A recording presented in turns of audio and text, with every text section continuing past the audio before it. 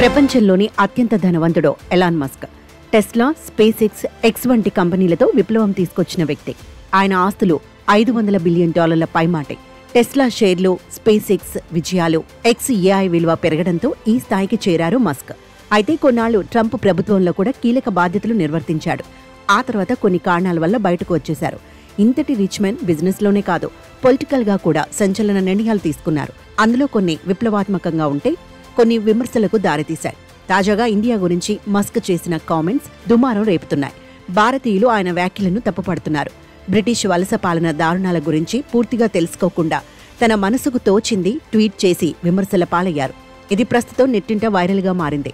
భారతీయులు మస్క్ పై మండిపడుతున్నారు. భారత్లో బ్రిటిష్ వలస పాలనను సమర్థించే ప్రయత్నంలో ఓ వ్యక్తి వింత వాదనను తెరపైకి తెచ్చారు.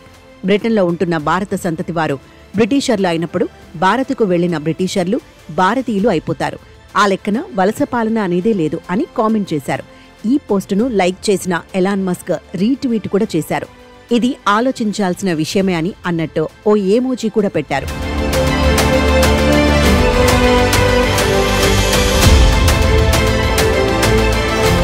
వలస పాలనను సమర్థించేలా ఉన్న ఈ పోస్టు చూస్తుండగానే వైరల్ అయిపోయింది. జనాలు, ముఖ్యంగా భారతీయులు మస్క్ రీట్వీట్ పై తీవ్ర అభ్యంతరం వ్యక్తం చేశారు.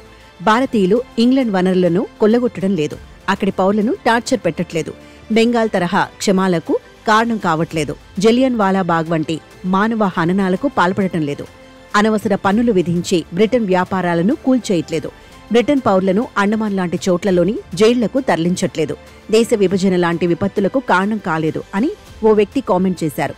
వలస పాలనను సమర్థించుకునేందుకు తెల్లజాతీయులు ఎప్పటినుంచో ఇటువంటి ప్రయత్నాలు చేస్తున్నారు. సైనిక దురాక్రమణ, సంపద దోపిడీ, అత్యాచారాలు, పాలకుల అణిచివేతను చట్టబద్ధ వలసలతో పోల్చడం ఏ రకంగా చూసినా సబబు కాదు.